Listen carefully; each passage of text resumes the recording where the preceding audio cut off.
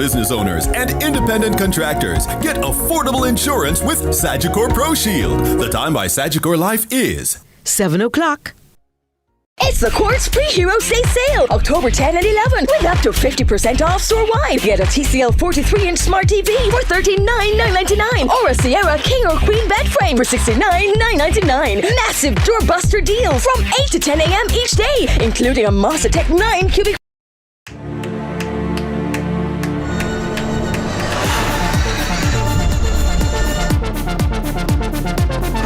Whoa! Brilliant action here at Extreme E.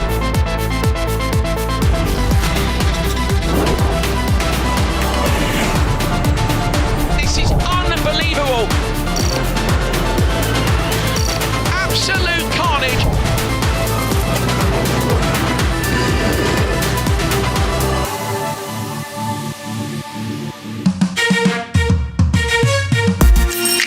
Hey everybody, I'm Yendi, and this is Odyssey with Yendi. In this space, we connect with some of your favorite people as they share their journeys. Here we have some unfiltered conversations as we deep dive into their inspirations, motivations, and experiences to inspire our own life journey.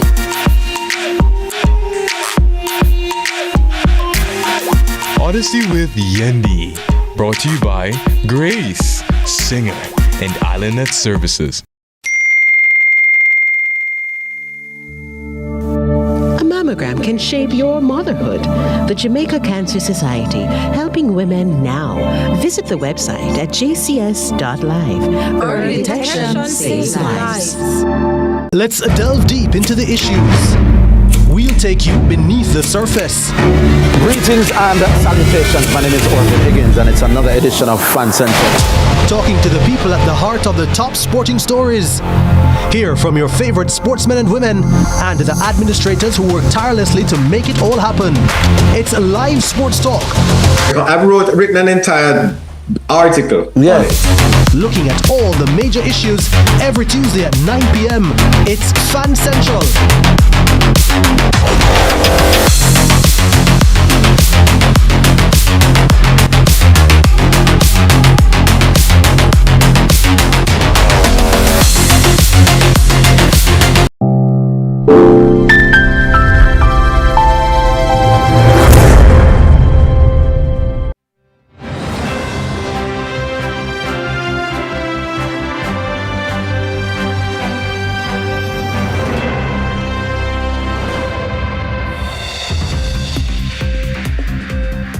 Tonight in CVM News at 7, soldier in road rage attack remanded by police. Unfair. Filmmakers and attorneys lament imitation gun sentences. And later on, a delicacy made popular on the grill with traditional flavors. We'll also have business report and sports for you. Also a bit later.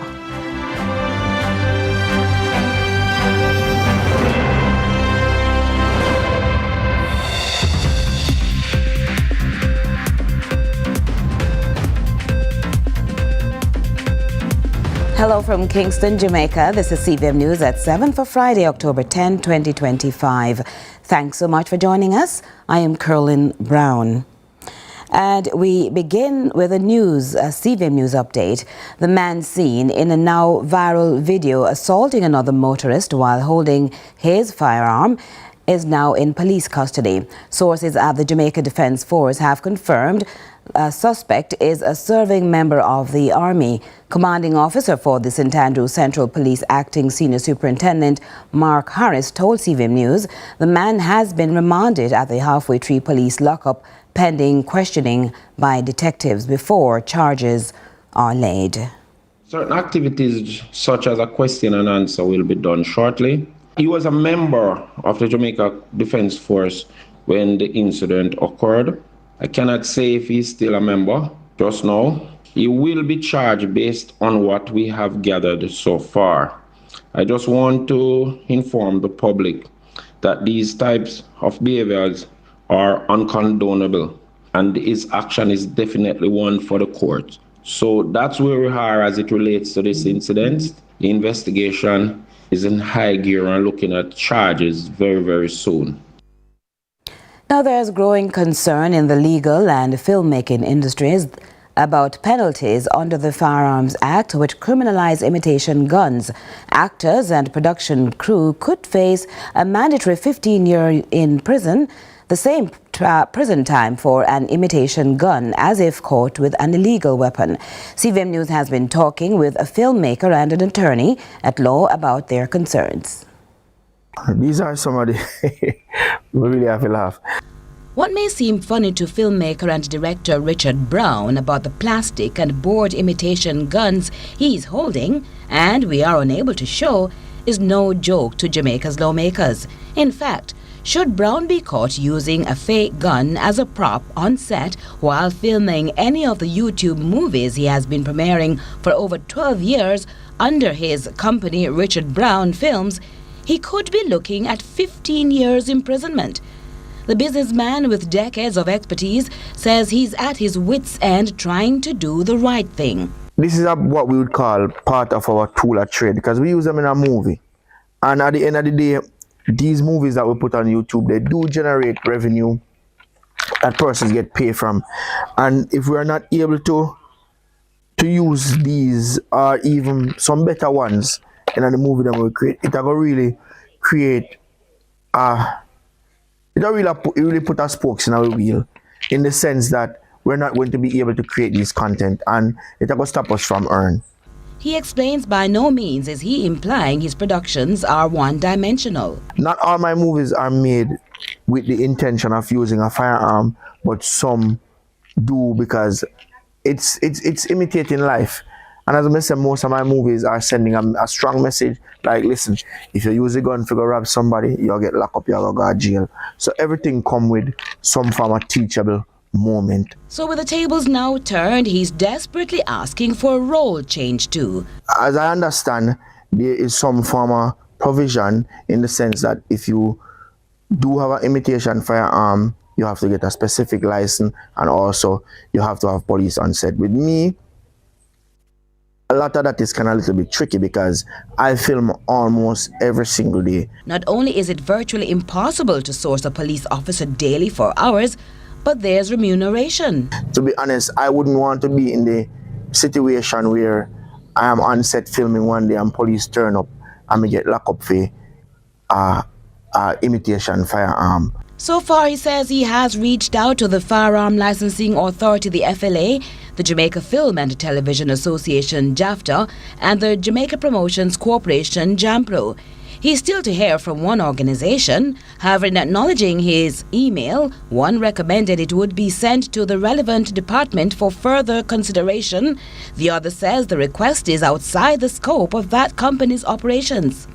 I would love for somebody who is in authority, just to address this, or even just to put something out there where we can have access to information to say, all right, this is the steps that you take to get some form of permit to use these imitation firearm. And as I say, I don't have a problem with any law that the government put in place, but the law has to make sense, and it also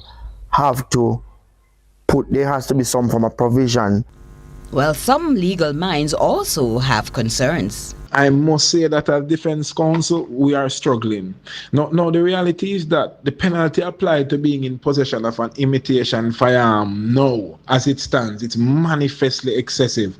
I mean, judges' hands are tied by the legislation, and they are deprived of judicial discretion in saying, I cannot sentence an accused the same number of years for an imitation firearm as I would have for a real firearm. And that is something for which the legislators have to remedy. Curlin Brown, CVM News. For World Mental Health Day 2025, we look beyond the surface conversations about depression and anxiety to a growing hidden crisis, burnout. All across Jamaica, teachers, nurses, and other essential workers continue to shoulder heavy workload under constant pressure. Many are emotionally and physically exhausted, pushing through long hours, tight resources, and growing public demand. Experts say the culture of overwork is quietly eroding not only mental health, but also family relationships, productivity, and quality of life. Our reporter Akeem Oret has more. Across hospitals, schools and public offices in Jamaica, many of the country's most essential workers are reaching breaking point, not from physical illness, but from burnout. And Associate Clinical Psychologist Sonia Winter says there is widespread burnout among these groups. I have no doubt that many teachers and nurses are experiencing burnout because we know how understaffed both of those professions are. We know how their workload has changed since the pandemic. However, as a psychologist, I know that many teachers cannot afford to access the psychological care that I would provide. Psychologists say burnout isn't simply about being tired. It's a chronic state of emotional and physical depletion that affects focus, mood, and even relationships. Counseling psychologist from the University of the West Indies Medical Center, Dr. Chukwemeka Victor Chiana, notes that when someone is stressed, they are stressed. When someone is stressed, you stress not just you stress within the context of your workspace. Also, the stress also that comes from the family situations where they talked about finances, talk about mortgage, and sometimes there are some comorbidities like physical illness, which are part of what contributes to the general exertions that an individual, will want to, display or have. The warning signs often go unnoticed. Winter adds that many people may be experiencing burnout without even recognizing it. You're sleeping but when you wake up, you don't feel rested. You feel just as exhausted and weary after a prolonged period of sleeping in the night. If you're noticing that your attitude towards your work and to the people around you in general is just generally negative, cynical, sarcastic, your whole almost personality and approach to the individuals and to your work is changing for the worse. Experts are urging individuals, institutions, and policymakers to act now. The first thing is to address staffing, inadequate staffing, and to provide mental health resources to the individuals in these fields, to help them to access mental health services to deal with burnout are some of the things that I think would be very important. As Jamaica marks World Mental Health Day, experts warn addressing burnout is not just about mental health. It's about protecting the people who keep the nation running. Reporting for CVM News, I am Akeem Oret. Please stay with us for more to come here on CVM News at 7.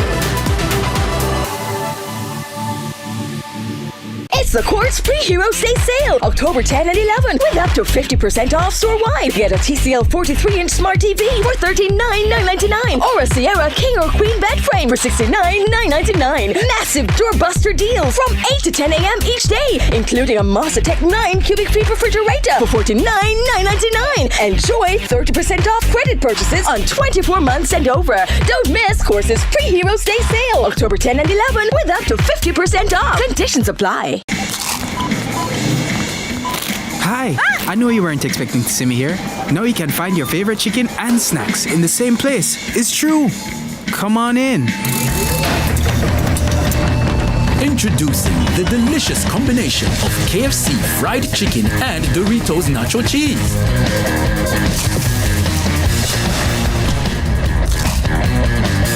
The KFC Doritos Zinger, a crunch that's finger-licking good.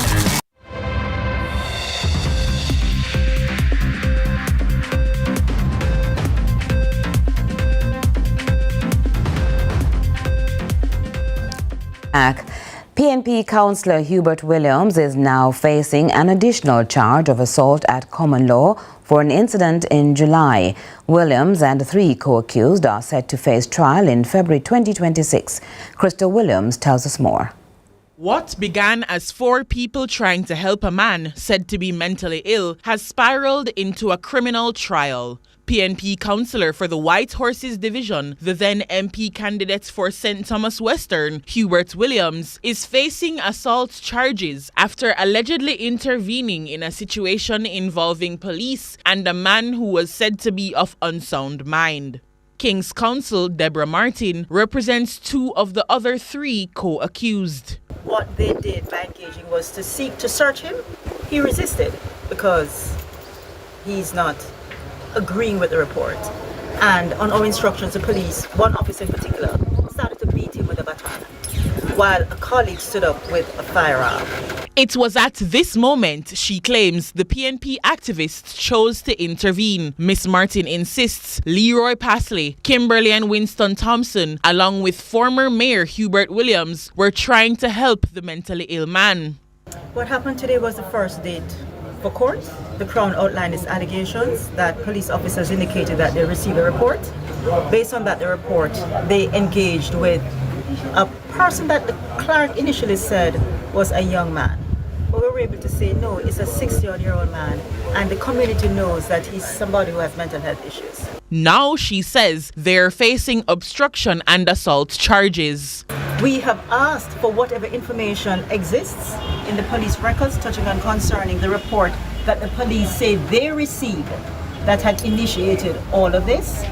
The clerk is not in possession of that. She's not expecting those persons to come forward. Nothing to support that report. At Thursday's court hearing, attorneys for the accused received additional documents requested from August. What we wanted to see in the diary was material that would assist us in preparing our defense and in how to treat with the police officers at trial. We had expressed our view as to whether or not the material they had is of the standard that will meet the requirements in law. The clerk does not agree with us. That is her job, and the matter is for trial. The trial date has been set for February 12, 2026. Crystal Williams reporting for CVM News. From classroom to cafeteria, the government is pressing ahead with the rollout of the National School Nutrition Policy. The focus is on training for school cooks and vendors. Now, with childhood obesity and other non-communicable diseases on the rise, authorities say this policy could be a major step toward tackling the problem. Here's Amoy Harriet with more. I'm not supposed to be this fat. I am seeing children who look bigger than me. The concerns deafening. Said young children are getting cancer, young children need brain tumors removed. Like, parents have good intentions. They're feeding their children, thinking they're doing the best for their children, thinking giving the child whatever they want is something good for the child. But honestly, you are slowly but surely poisoning your own children. A lot of you parents are neglecting your child's health.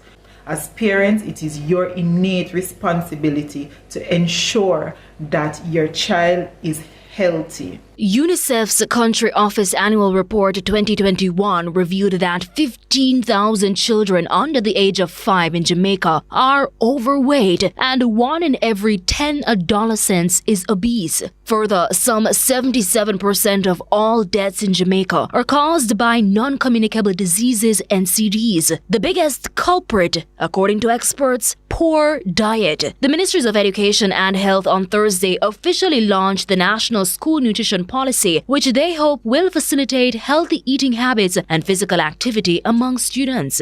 And change takes time, and this is a culture change. It impacts not just our schools, but it goes wider into the wider community.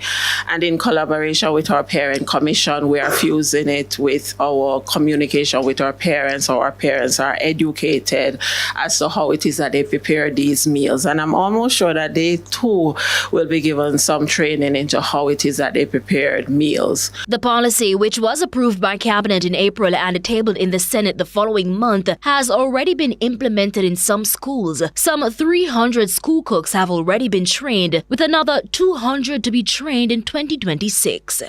In the policy itself, it speaks to a 200-meter sort of circumference around the school, wherein vendors who are allowed within that space must be providing healthy options in terms of the snacks that they provide to students. Now, plans have also been fast-tracked for developing curriculum and training manuals to equip school cooks with knowledge and skills in healthy eating. The government says it will be revising existing recipe manuals in schools. The revision process is set to begin this month, October 2025. The initial testing of recipes is planned for December 2025, and the taste testing by students is being planned for next year, January 2026. Lab testing for nutrients of concern will be done by February 2026, and the recipes finalized by the end of March 2026. Amoy Harriet reporting for CVM News.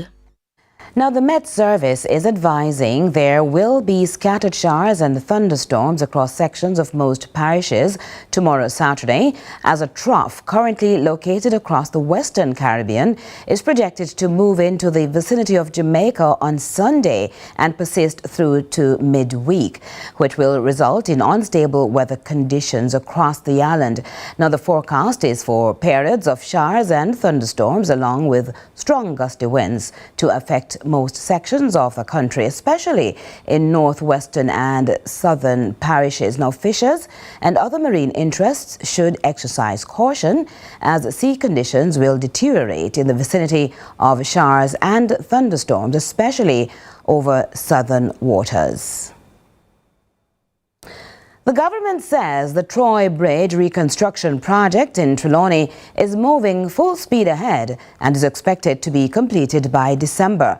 The project, which began after the original structure collapsed in 2021, is being hailed as a crucial step towards reconnecting communities. Akeem Orit tells us more.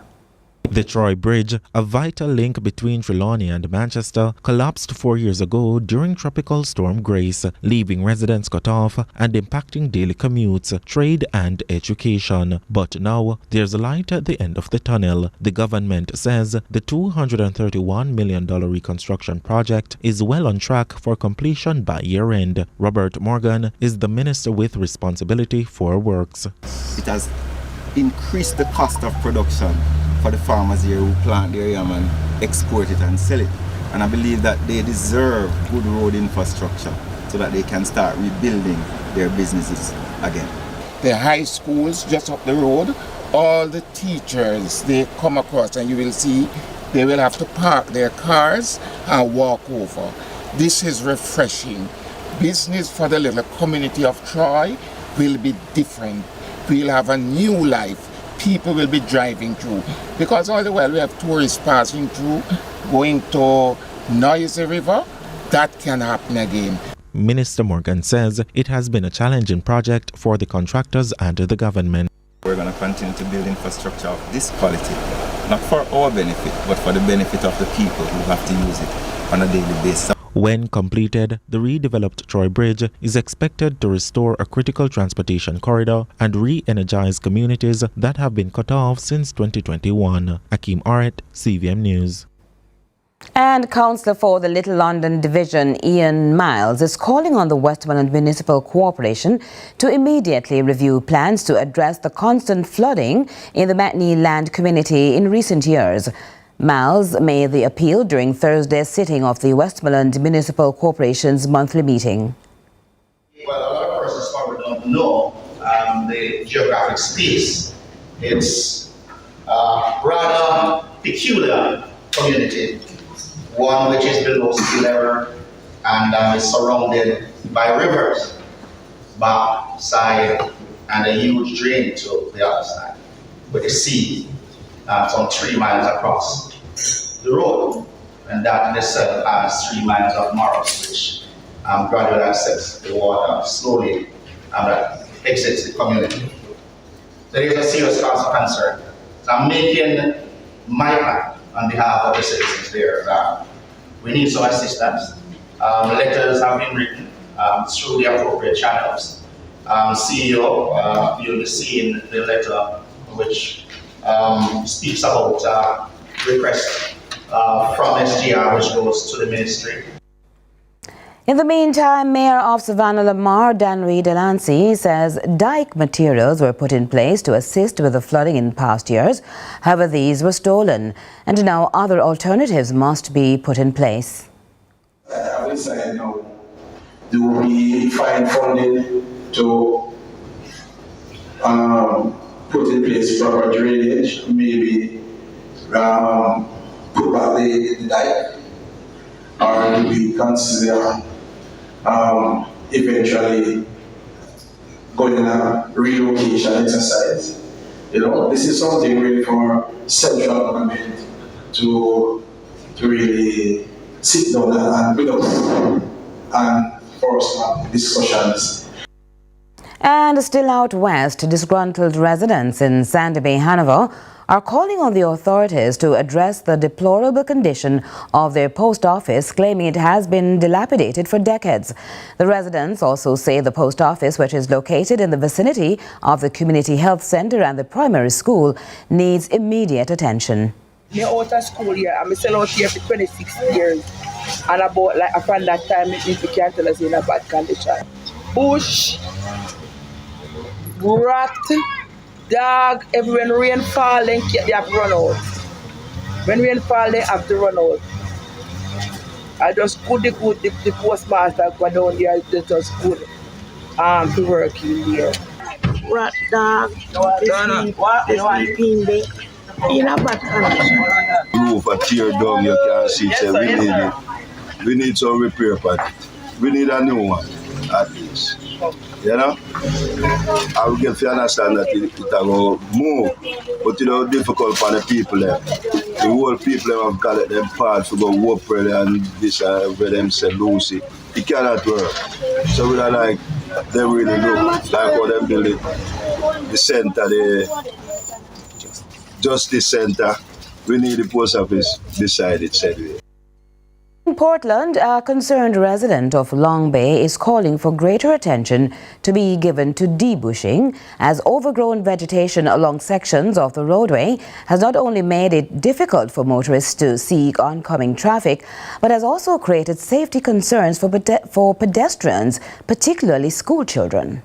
Right here is called tunnel. You can see how dangerous it is.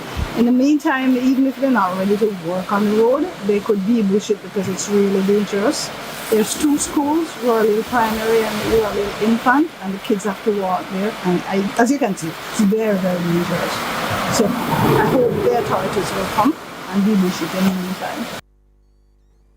The Jamaica Fire Brigade is raising concerns about fire safety in high-rise buildings following a deadly blaze in New Kingston Thursday morning. An elderly man died and at least 6 families have been displaced by the massive fire which gutted sections of the Gallery apartments on Oxford Road. The intensity of the fire prompted additional support from multiple units across the corporate area. Now, speaking on CVM News lead story Thursday, Deputy Commissioner at the Jamaica Fire Brigade, Warren Malcolm, says many high-rise structures were built decades ago without some of the safety considerations required today. As the building gets higher, then the Jamaica Fire Brigade has to retool and purchase more modern equipment, some of them which are much larger than equipment back in the days. And as a result, they need to be able to access the compound that these buildings are constructed. And in a lot of cases, you find that the roadway as well as the turning radius within these compounds and how the fire unit has to be placed in order to extend it outriggers, in order to extend its boom, you find challenges. Now, CVM Television sincerely apologizes for an error that was aired during the CVM News at 7 on Tuesday, October 7, during a story highlighting the importance of personal responsibility. When using technology, an obscenity was inadvertently broadcast. Now, CVM deeply regrets this and any offence it may have caused to our viewers and the wider public. The incident was immediately addressed internally. CVM remains committed to the highest broadcasting standards and to serving you, our viewers, with integrity and professionalism. Do stay with us for more to come right after this.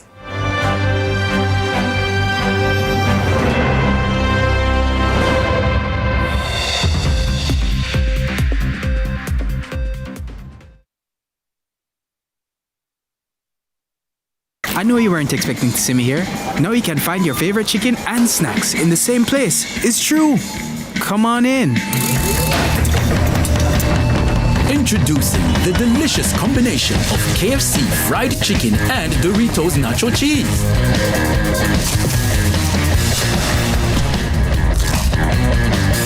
The KFC Doritos Zinger, a crunch that's finger-licking good.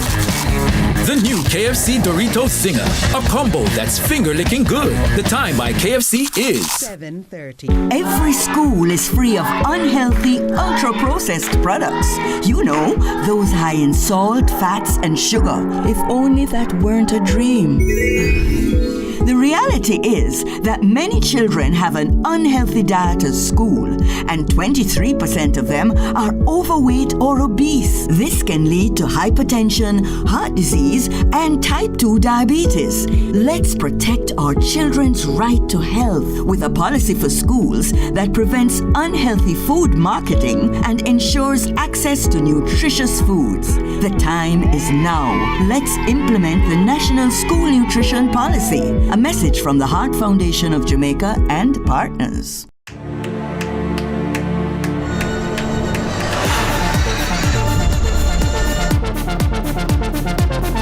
Oh, brilliant action here at Extreme E.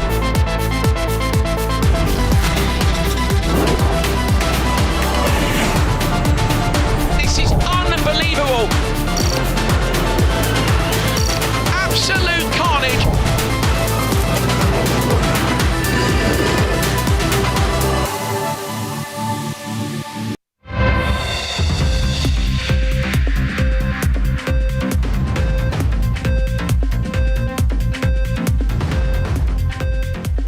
As we welcome you back, it's time for our business report with Joel Crossgill. Lots to share with you in the business report today. As advocates for urban regeneration gathered for the 2025 Maurice Facey Lecture Series, held under the theme, Where the City Meets the Sea, unlocking downtown waterfront as a public space and economic asset, made possible through the life and legacy of the late founder of the Pan Jamaica Group and his son, Stephen Facey, chairman of the C.B. Facey Foundation. This year, we mark the centenary of his birth, 100 years since the man who shaped Pan Jamaican's vision and values first entered this world.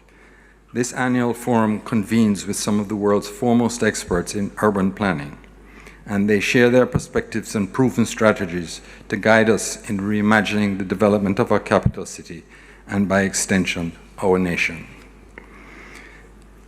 Tonight, our attention focuses on a local landmark of profound importance, Kingston's waterfront, where the city meets the sea and Jamaica meets the world. And now, also where those in attendance were introduced to a vision for a city on the threshold of transformation from this year's keynote speaker, Brent Todderan, whose work across 6 continents has twice seen him ranked among the top 100 urbanists on Earth, and whose global lessons on waterfronts are now trained on maximizing the economic and communal potential of Kingston's, starting with rule number 1. Rule number 1, I'll give away a little bit of the ending of the book. Rule number 1, never give away your public access or ownership to the water edge. Never. And if you have given it away, get it back. In highlighting how cities that embrace their waterfronts as shared spaces achieve greater livability and social integration, building design should be considered. Thinness is the difference. This provides a wonderful living experience for everyone in that building if you recognize and consider the water to be an asset, which it is. They all have great views, but nobody behind them will have any view. You have given away your front row of your theater. The metaphor I use is you put on a show and everyone in the front row wore a big wide hat and nobody behind them can see it. After democratizing the view, other potentials then become possible at street level. However, Mr. Todran suggests that the architecture for advance does not begin with blueprints, but rather with conversations like these.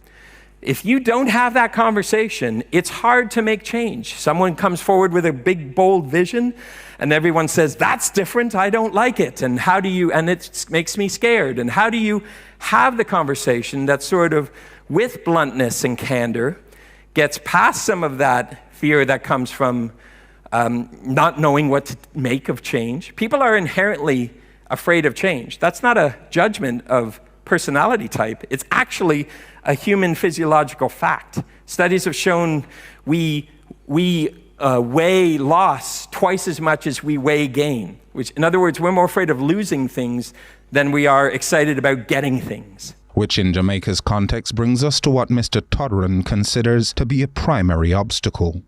Your follow-through is your problem. And you got to recognize it's not a matter of whether you can afford to do those moves, it's whether you can afford to not do those moves. The absence of that action is costing you money. Anyone who understands money or value creation understands that. So more than ever, we need to make the complete, compelling business case for strategic downtown investment. It's too big to fail, to use a phrase from the United States. We can't afford for our downtowns to be weak, to be underinvested in. Luckily, I would say I haven't had to make this case over the last 3 days. Your government leaders, etc., seem to start from the starting point that we know that the downtown is a smart investment, is a necessary investment, not a cost.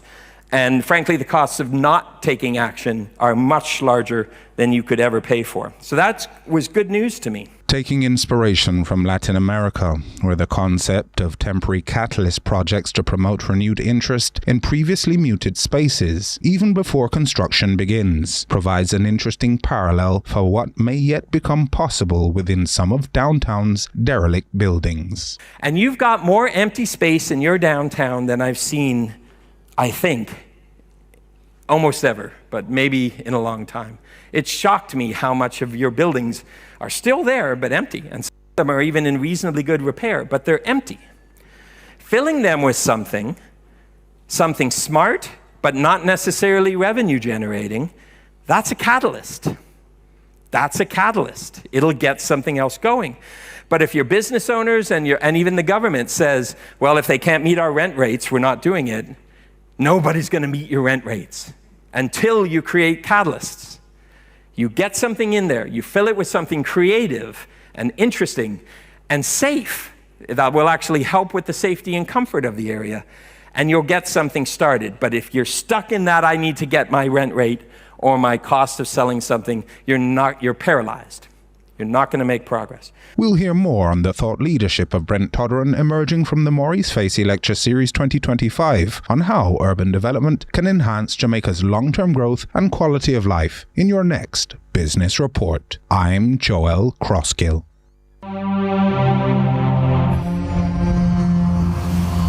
Stay where you are. We'll be right back.